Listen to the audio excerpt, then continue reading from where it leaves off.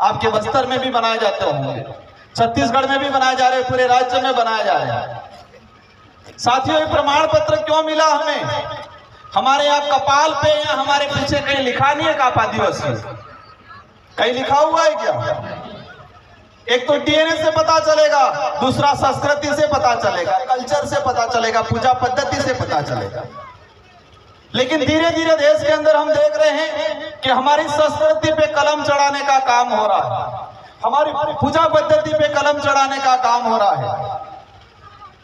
और धीरे धीरे हम पढ़े लिखे कई लोग संस्कृति को भूलने की बात भी किया जाता है। साथियों, एक लंबे समय से एक जंग छिड़ी रहती है पूरे देश के अंदर। मैं सांसद बन के गया और मैंने संसद के अंदर बोला कि आदिवासी समुदाय धर्मपूर्वी समुदाय, हमारे संचालक महोदय कहते थे कि यहाँ पर हमें ये राजनीतिक मंच नहीं है, ना ही ये धार्मिक मंच है, लेकिन ये ज्ञापन दिया, उसमें मुझे लिख के दिया गया कि आदिवासी धर्म कोड लागू करने पर, इस ज्ञापन में दिया गया है कि आदिवासी धर्म कोड जारी किया जाए। जब इस बात काफी भूचाल आता है, पता नहीं माइक भी साथ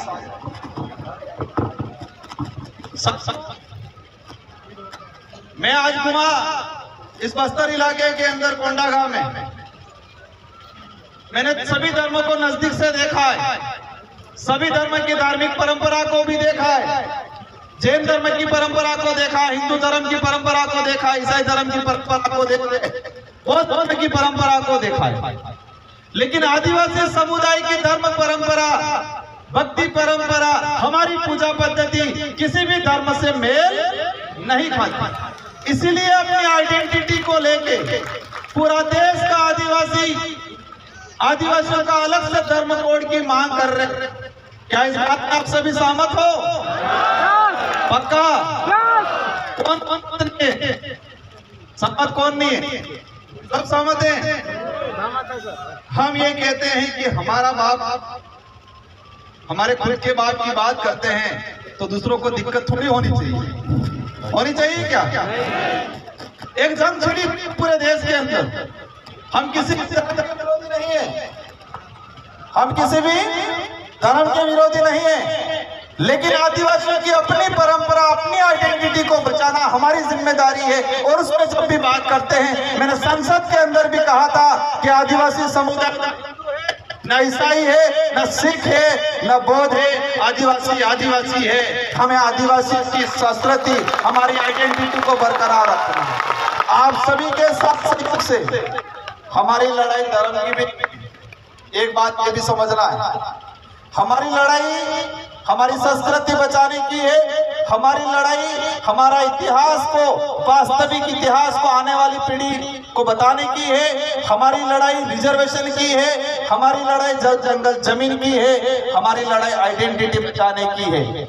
लेकिन धर्म की बात इसलिए बार बार छेड़ी जाती है कि इस देश के अंदर हमने देखा कि आदिवासी समुदाय कई इलाके में ईसाई भी बना हुआ है, कई इलाकों में आदिवासी समुदाय, महाराष्ट्र का कुछ इलाका उधर मुस्लिम भी बना हुआ है, कुछ इलाकों में आदिवासी समुदाय हिंदू भी बना हुआ है, कुछ इलाकों में आदिवासी समुदाय सिख भी बना हुआ है। इस देश के प्रत्येक कोने में, हर इलाके में आदिवासी समुदाय है, लेकिन अलग अलग धर्मों में बटा हुआ है। इसी वजह से छत्तीसगढ़ या बस्तर या किसी झारखंड में आदिवासी समुदाय पे अत्याचार होता है तो देश का आदिवासी एक नहीं हो पा रहा है। हम देखते हैं मणिपुर के अंदर भारत का हिस्सा है, मैतेई समुदाय और कुकी समुदाय, दोनों समुदाय आदिवासी है, लेकिन दोनों का धर्म अलग अलग है। और धर्म की लड़ाई वो ऐसे मरे हैं, ऐसे लड़े हैं कि आपस में अपने एक दूसरे को काट रहे हैं। इसलिए हम कहते हैं कि आदिवासियों की अपना अलग से धर्म व्यवस्था होनी चाहिए।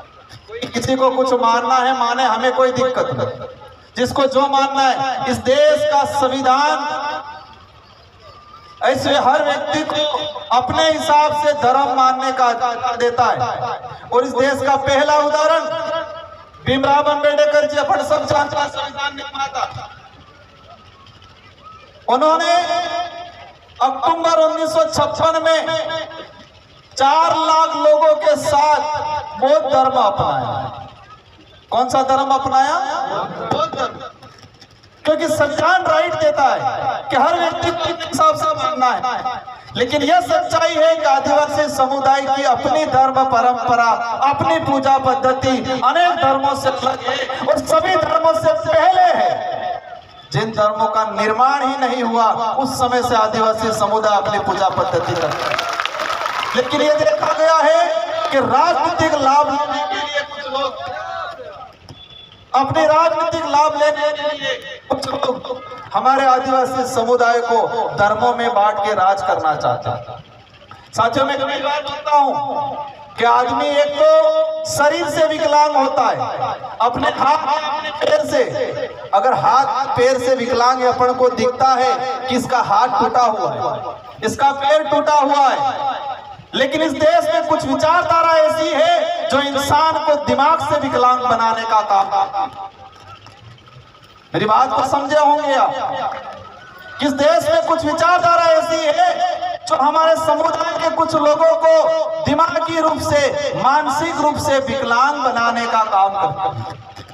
हम आंखों से अंधा है उसको कह सकते हैं आगे खड्डा है, वो अपनी बात मान लेगा, लेकिन जो दिमाग से अंधा है उसको कहेंगे आगे खड्डा है तो वो अपन से लड़ने के लिए आएगा।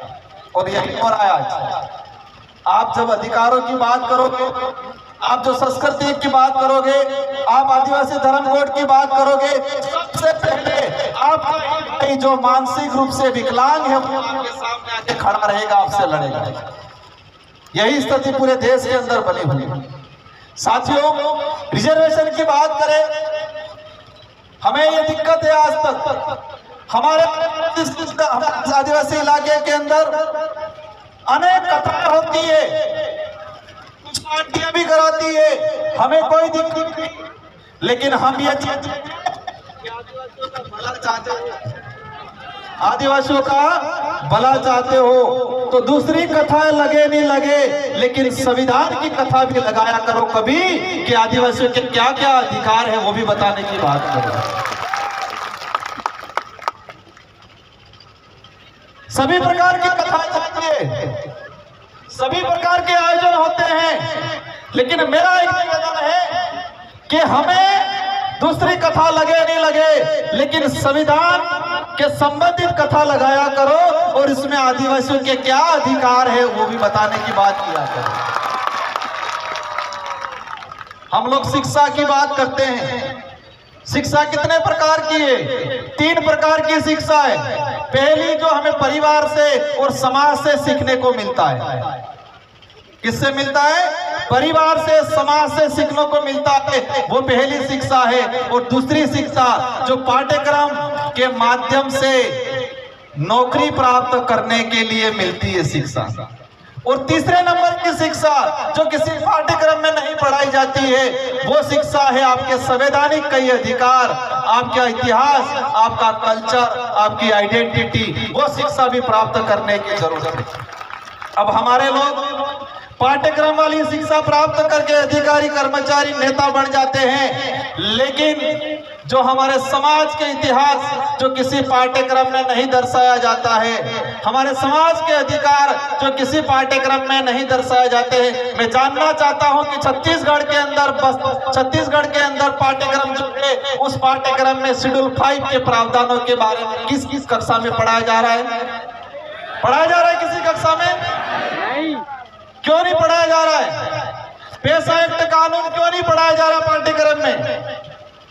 आदिवासी समाज की बहन बेटियों पे इस देश में 100 साल तक स्तन टैक्स लगा है। क्या लगा है? स्तन टैक्स। उसको किसी पाठ्यक्रम में क्यों नहीं पढ़ाया जा रहा है? आप 6000 साल पुरानी बात को पाठ्यक्रम में पढ़ा रहे हो, लेकिन 300 साल 250 साल पहले हमारी बहन बेटियों पे स्तन टैक्स के बारे में क्यों नहीं पढ़ाया जा रहा है? आजादी से कुछ समय पहले तिलका मांझी, बिरसा मुंडा के बारे में क्यों नहीं पढ़ाया जा रहा है? मैंने देखा है एनसीईआरटी के अंदर पिछले 10 सालों के अंदर आदिवासी समुदाय के इतिहास के संबंधित, आदिवासी समुदाय के अधिकार के संबंधित अगर कहीं छोटा मोटा भी था उसको भी हटाने का काम किया है। एनसीईआरटी की 12वीं की किताब बिरसा मुंडा का इतिहास लिखा था, बिरसा मुंडा के उपदेश लिखे थे। बिरसा मुंडा ने कहा था कि आदिवासी समुदाय की पूजा पद्धति अनेक धर्मों, अन्य धर्मों से अलग है, वो किसी भी धर्म में मेल नहीं खाती। बिरसा मुंडा जी ने उपदेश दिया था। एक लेखक ने लिखा था, वो कई सालों से एनसीईआरटी में पढ़ाया जाता था, लेकिन 2024 में उसको हटा दिया गया और कहा कि आदिवासी बिरसा मुंडा जी हिंदू धर्म को अपनाना यूं के चले गए। पर वो सच्चाई नहीं था। मैं किसी धर्म का विरोधी नहीं हूं, लेकिन ये बात जरूर है कि आदिवासी समुदाय सभी धर्मों से पहले है। आदिवासी समुदाय की अपनी खुद की धार्मिक व्यवस्था है, ये सच्चाई है। हिंदू विवाह अधिनियम 1955, हिंदू उत्तराधिकार अधिनियम 1956 इसमें स्पष्ट कर रखा है कि हिंदू विवाह अधिनियम आदिवासी समुदाय पर लागू नहीं होता है। क्यों? क्योंकि आदिवासी समुदाय हिंदू नहीं है। ये मैं नहीं कह रहा हूं, ये हिंदू विवाह अधिनियम कह रहा है। सुप्रीम कोर्ट के कई जजमेंट कह रहे हैं, हाई कोर्ट के कई जजमेंट कह रहे हैं, इतिहास कह रहा है, संविधान कह रहा है कि आदिवासी समुदाय आदिवासी है, वो सभी धर्म पूर्वी समुदाय है। ये सच्चाई है। साथियों, आरक्षण की बात को मैंने थोड़ा अलग वे में थोड़ा लेके बताया। आरक्षण की बात करते हैं, यहाँ पर लिखा है कि आरक्षण 100% लागू किया जाए। कितना प्रतिशत? शेड्यूल एरिया के अंदर रिजर्वेशन 100% लागू किया जाए। क्या यह सच्चाई है? क्या यह संविधान में प्रावधान है? 100% रिजर्वेशन लागू होना चाहिए, ये बात आप सब कर रहे हो? मांग कर रहे हो नहीं कर रहे हो? कर रहे हो। क्या संविधान में इसका प्रावधान है? संविधान में प्रावधान है। शेड्यूल एरिया, शेड्यूल 5, शेड्यूल 6 में